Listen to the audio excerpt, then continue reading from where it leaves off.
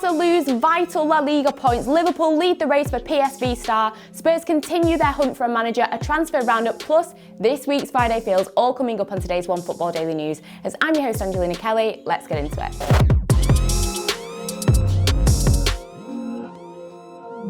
Last night, of course, Barcelona faced Granada in La Liga, and this was their opportunity to go above Atletico Madrid to the top of the table. Now, I'm sure some Barcelona fans, when they looked at the way that the season started, they were perhaps a little bit apprehensive as to whether Barcelona would even be within a shot of getting the La Liga trophy. So it's safe to say that this was a pretty big deal for the club. And what happened?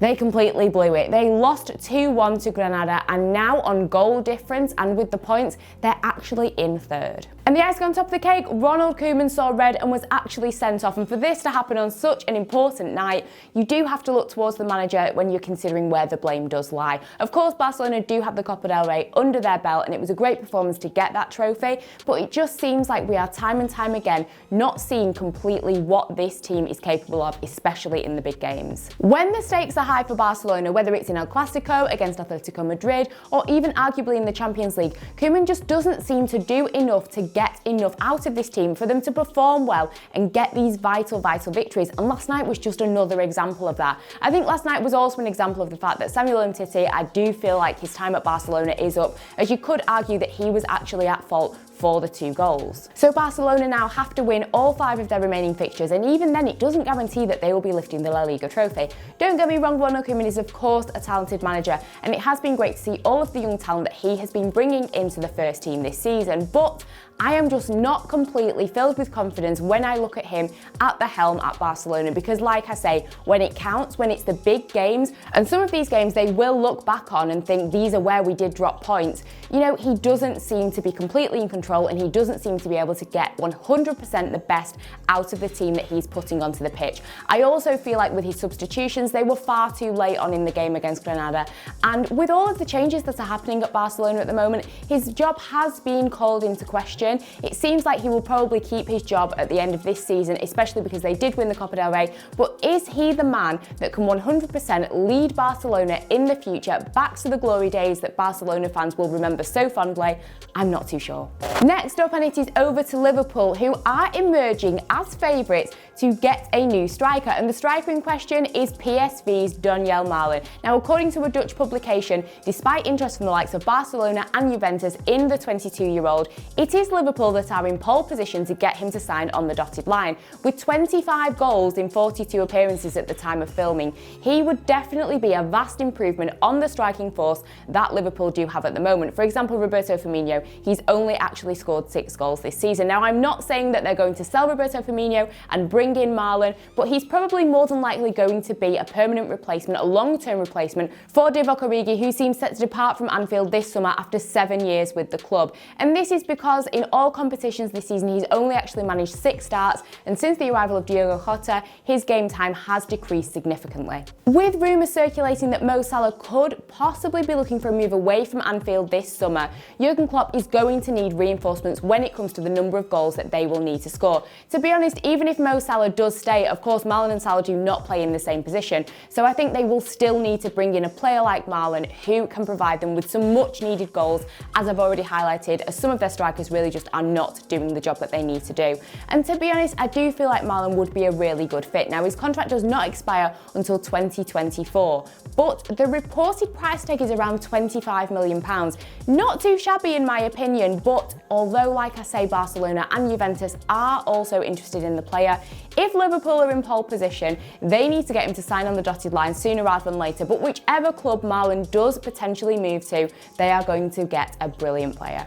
Our next story takes us to Spurs, and as they are still trying to fill their managerial vacancy, their pursuit for a new coach could reportedly be taking them to the Netherlands for Ajax's Erik ten Hag. Now, reportedly, Spurs are not going to make a move until the Eredivisie is wrapped up for Ajax, which could actually be as soon as Sunday, as they only need 1 point to secure the title. But then after this is all wrapped up and done and dusted, Spurs will reportedly then make their move. According to The Guardian, the 51-year-old manager is really happy with Ajax. However, he's been in the position since since December 2017, and during his spell at the club, he's managed to win 4 trophies. He believes that he's won everything domestically he can with Ajax, so he is ready for a new challenge. Now, of course, nothing is set in stone, as Spurs are reportedly still interested in the likes of Ralf Rangnick, and although Leicester City manager Brendan Rodgers isn't reportedly interested in the job, Spurs still may try and push for the manager.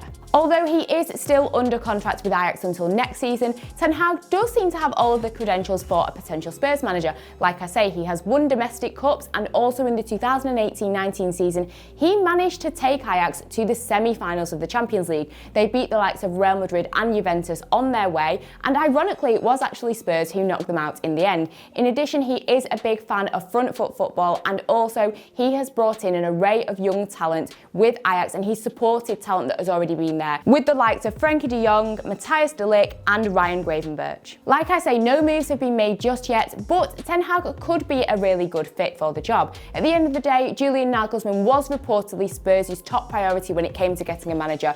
Of course, he has his job with Bayern Munich now, so could Ten Hag be the man for the job? And now we have our transfer roundup. This is where I take a look at some of the other news and transfers going on in the footballing world. And first up, Borussia Dortmund have reportedly joined the race to try and sign Brighton's defender Ben White, with Arsenal, Manchester United and PSG also reportedly interested.